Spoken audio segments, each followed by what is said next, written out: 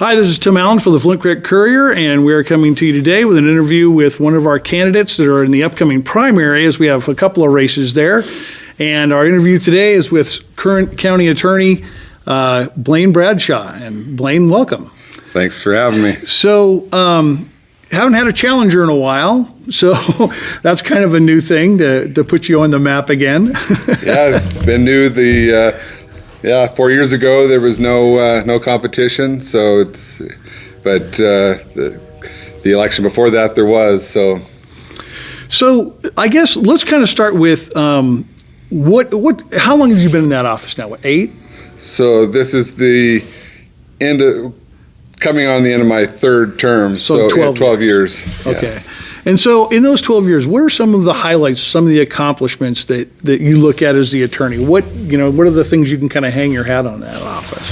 Well, I think I'd say one of the best accomplishments is keeping the county out of lawsuits. Lawsuits are inevitable. We're society's more and more litigious, but I think I've done a good job of advising the county government and making the right decisions have been made, and the county has limited resources, and being tied up in litigation all the time is not in the best interest of anyone.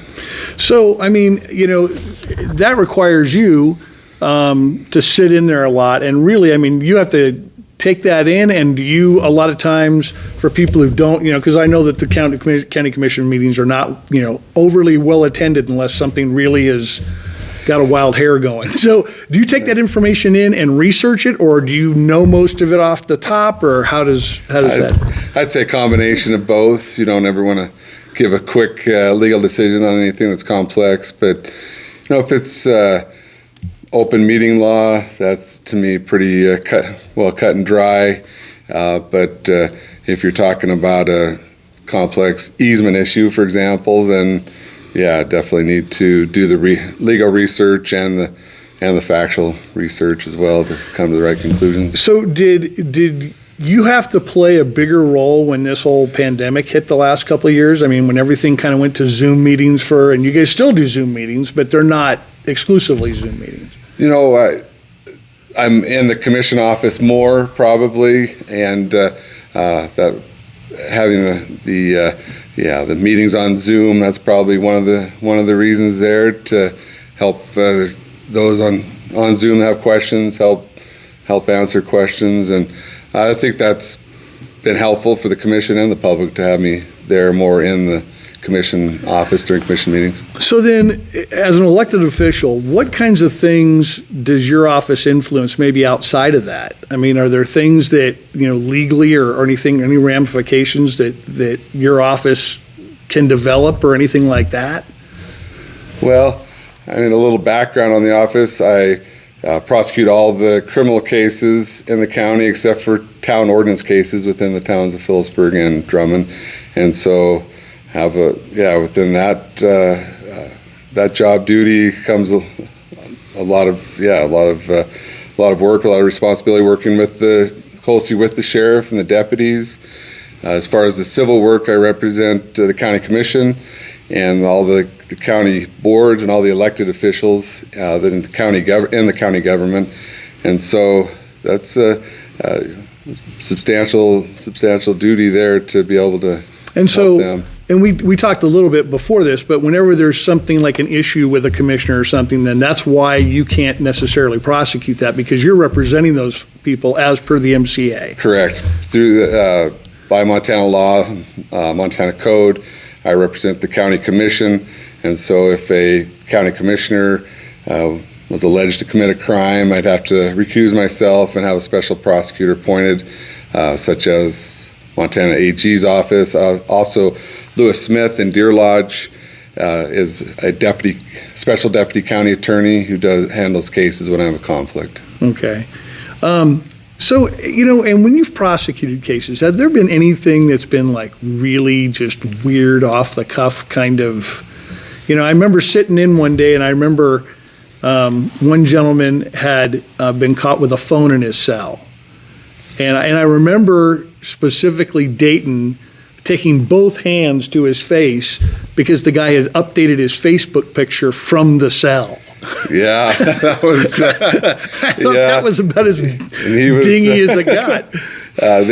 The sheriff's office does a good job keeping contraband out, but that one, I guess, slipped through. But yeah, there are interesting ones. There was a case here in Drummond several years ago where, when the Front Street Market was open, someone had burglarized that. They had used a shopping cart and pushed the shopping cart out the back door and through the snow back to their rental house, and so the sheriff followed the tracks right to the house. So some criminals aren't the smartest, but that's pretty good.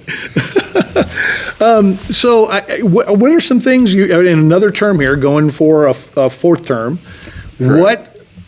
What do you see? Is there anything on the horizon? I know you're also involved in some other organizations, like, I don't know if you're still involved with the chamber, but I know you were involved with the anti-alcohol or anti-drug task force? So part of the DUI task force, we meet quarterly. The sheriff is the chair of that task force. There's citizen members. There's a member of the DUI task force that's a student at Phillipsburg schools, and we're looking for education, prevention, and that is definitely a priority, trying to prevent DUIs. That seems to be the number one problem. The current moment prosecuting, I believe, 3 felony DUIs, and that's a 4th or subsequent DUI. So that is an issue in the county and around Montana. It seems to be kind of big. I mean, and I know in a couple of cases, where I've seen Dayton seems to be frustrated at what he can or can't really do with a drunk driver because of the resources in the state, and knowing that if he sends them someplace, they're just going to get washed to another program and that kind of thing. That is a legitimate issue with the Montana Department of Corrections. There needs to be some major changes there. It seems like we're just rotating people through the revolving door through the county jail. Everything seems to just be probation is what Department of Corrections is pushing for, and I can see that being effective in certain cases, but probation is not the answer for every case. It needs to be Department of Corrections commitments, and people that need rehabilitated get the rehabilitation. They need prison, go to prison. And so this idea of everything is probation, community-centered corrections is not, I don't think, being very successful. Is there much that you as the attorney in the county or anybody can do at the county level to change that, or is that something that has to be affected at the state level, really?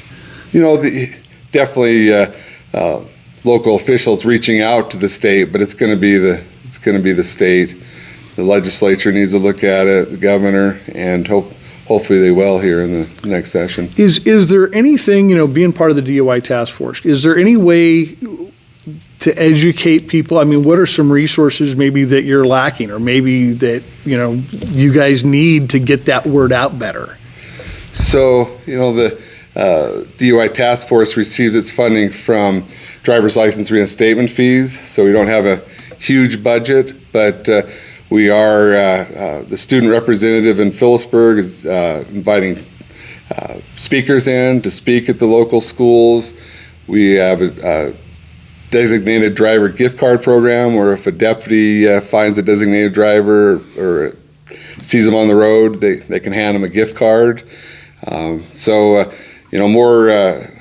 More education is definitely needed. The bringing in speakers like that, I think, is effective. We have a lady who lives in the Valley County who was hit by a drunk driver, and several years ago still has injuries, has the effects of that, and talk to the students about what can happen if you get behind the wheel drunk.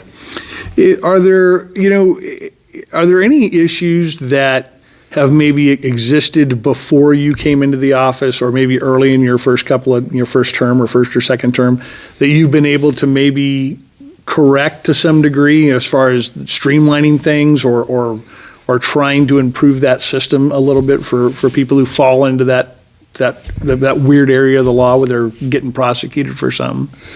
So, you're referring to drunk driving or DUI? I mean, think of any of it, really. I mean, if there's anything, drunk driving in particular just seems like it happens all the time around here, which is, One thing that comes to mind is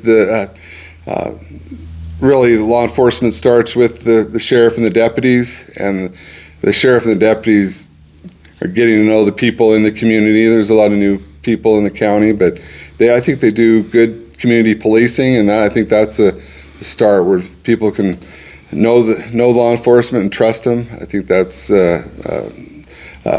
so building upon that. I think continuing on with that would be important, and I think I enjoy working with the sheriff's office and deputies. Have a good working relationship with them, and I think that will continue if I'm elected. Yeah, we got a good group of guys, and they seem to be, it's real easy to know them because they're pretty much, in this county this size, 3,200 people.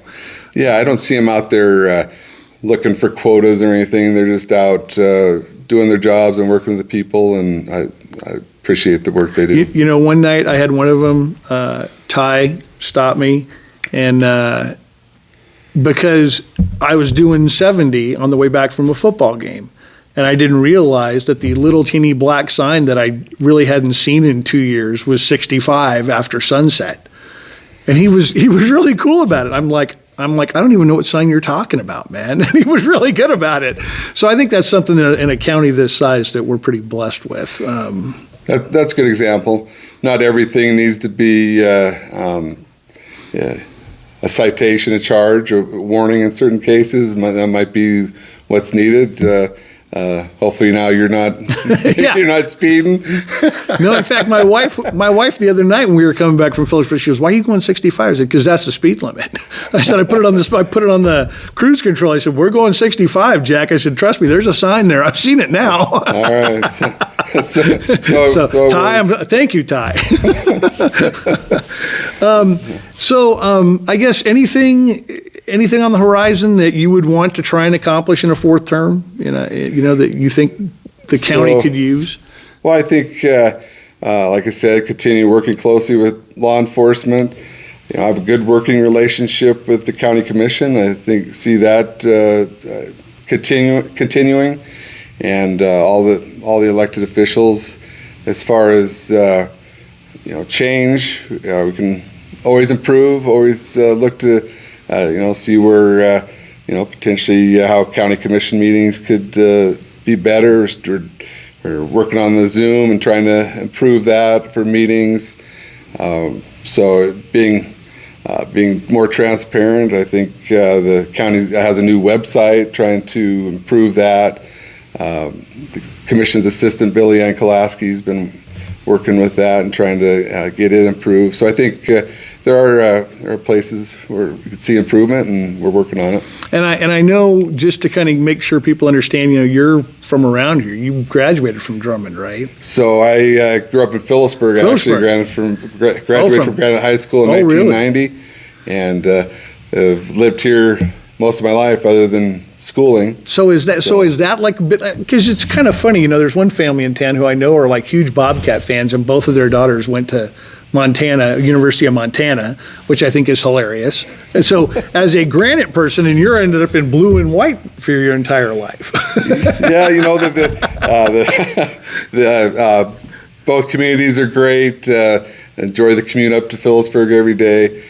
My boy's playing for the Flint Creek Titans, so there's you got a string of those guys going through there. You're going to be at games for the next 10 years, man. Looking forward to it, but no, I think we're looking at it as one community, and hopefully that continues. All right. Well, Blaine, thanks for stopping by. We appreciate your time, and wish you the best of luck in this primary. I guess, there doesn't seem to be another candidate, so if you get through the primary, you're all good to go. Yeah, June 7th, the date, so encourage everyone to get out to vote. And yeah, thanks for the interview. All right, and we also have a candidates forum, which is April 28th, believe, 27th. I'd have to look here.